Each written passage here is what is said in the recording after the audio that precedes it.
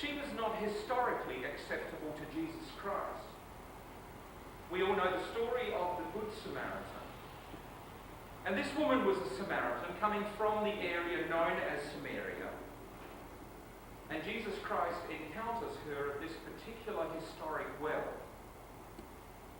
The Samaritans were in fact, the Jews believed, a pseudo-people, a pseudo-religious people, a false import, migrants into the land that had once been occupied by the 10 tribes of Israel that seceded after the death of Solomon.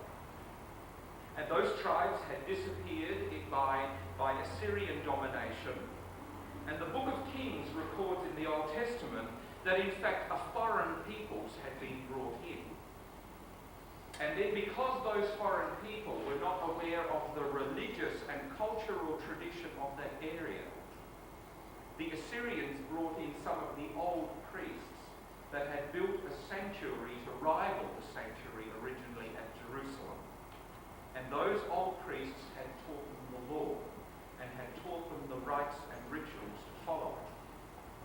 And so to the purity of the Jews, these people who were now in Samaria, and we're talking centuries upon centuries later, had become a foreign people, a bastardized people with a bastardized religion. To Jesus Christ, as a Jew, in a historical setting, this woman was not socially acceptable because she represented everything that in his religious tradition was foreign to God and to them. There's another interesting concept, and I like this one more. It appears to me that somewhere along the line, this woman was not socially acceptable in her own culture and in her own milieu. She came to the well a little late. And in order to understand the Middle Eastern process that still occurs in village life today, it gets like thin mix. And by 12 o'clock is not a time to be out drawing water from the well for the day's activities. The normal process is, especially for the women of the village, to come out early in the morning to get the water. And this woman came later when there was no one else. If you read the rest of the gospel story, you might get some indication why. When Jesus starts to talk about her, or to her, about the nature of the water of life, the essence of what all this means, she indicates, in fact, that she's had a variety of husbands or spouses or lovers, and Jesus confirms that for her. I sometimes wonder in the small town mentality whether that's one of the reasons why she wasn't socially acceptable. Everyone knew her, perhaps especially the men of the town, and the women in that process ostracized her. So here we have a story with all the intrigue and all the dynamics of something unusual, and an encounter that provides either for a setting in stone of law and ritual and behaviour and attitude, or a transforming encounter that breaks through the barriers. And the scriptures tell us it's the second one that occurred. Jesus comes to this well and says to this woman, "Give me some water." A vital aspect of the life of that community.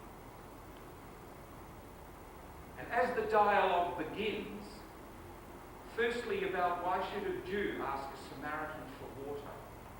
Why should a man approach a strange woman about water? The dialogue begins to slowly change. And the one who has approached this woman about becoming a water receiver, in fact, begins to be a water giver.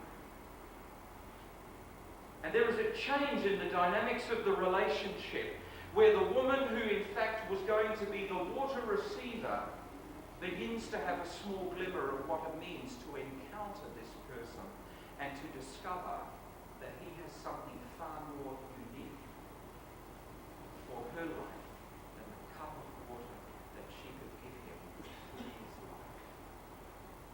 But even at the end of the gospel reading, she doesn't fully realize or understand the reality of exactly what Jesus is saying here to her. She still has some strange idea that this is a magical or miraculous process that will allow her to turn on some sort of tap and never have to come to that well again. Consider the process. She thinks it's magic. And she hopes to God it is, because it would mean she'd never have to come there again to confront anyone in that community. She could draw water in the safety of her closet. And it's only later as we get into the gospel that we begin to recognize that Jesus Christ is talking about a different kind of water altogether. Not the water that we drink every day and that sustains us for a little while, but the water that is the essence of his life and that transforms and sustains us eternally. How do we know that? Because later on in this particular gospel reading, this woman goes on to have a further encounter with the people that she had shied away from for so long. And it's interesting that throughout this story, Jesus breaks barriers to transform lives. He breaks the barrier of encountering this woman, so that she might be the one who might bring the message of this wonderful one who has caused her to have the transformation experience. And counted against this, we have all the elements of institutionalization. We've already talked about law and ritual. But in verse 27, this particular gospel reading says, "Just then the disciples were coming back from purchasing food in the village, and the scripture says they marveled." Now let's not get all religious about this. They didn't marvel that here was a woman who was totally transformed. They marveled that Jesus would even talk to a woman alone in that particular society. And I bet their marveling was probably more along the way of trashing them behind their hands. What's he doing with her? What's going on here? What's he up to? Is there something about him we don't quite know or understand? Isn't that woman that everyone in town talked about when we were doing our shopping? Just who is she? All the elements of institutionalization that would keep the reality of who Jesus Christ is away from those who need that reality most. But God has a way of utilizing the ordinary to create the miraculous. As we read through this story, something unique and unusual happens.